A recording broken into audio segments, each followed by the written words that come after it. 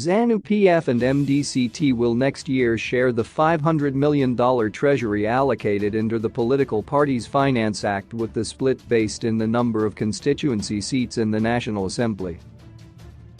According to Treasury's Blue Book, which goes into the ultra-fine detail of how the budget is spent, qualifying political parties have been allocated $500 million, with the threshold being 5% of the total votes in a general election.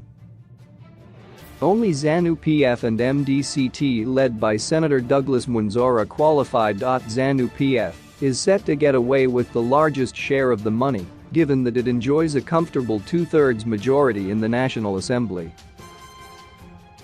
A rough calculation depicts that ZANU-PF will get almost $400 million, while MDCT will pocket at least $100 million. The Mwonzora-led MDCT assumed the status of official opposition after the Supreme Court nullified in a civil case the elevation of MDC Alliance leader Mr. Nelson Chamisa to the party leadership.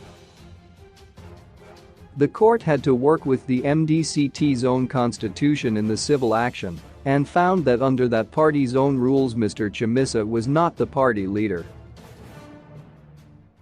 The party was told to run a proper Congress under its own rules to settle its leadership, and that was won by Senator Mwonzora, who took over from Dr. Thokozani Koop, who was the interim leader following the lawsuit.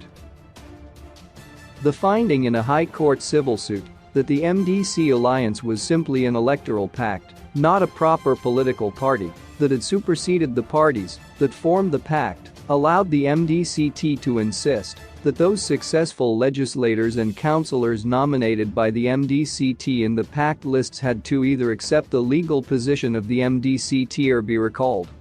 Since then, the MDCT has been receiving the opposition share of the government funding under the Political Parties Finance Act.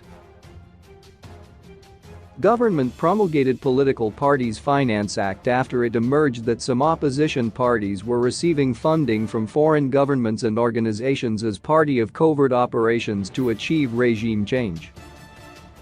Political parties can now receive lawful funding through government grants under the Act, sale of party cards, fundraising activities, and from its members.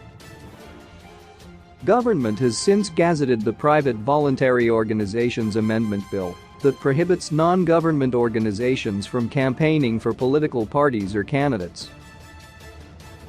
The bill, now before Parliament and is set to be subjected to public hearing by Parliament, came after it emerged that civic society and NGOs were being used as conduits for illegal activities by some political parties and hostile foreign agencies.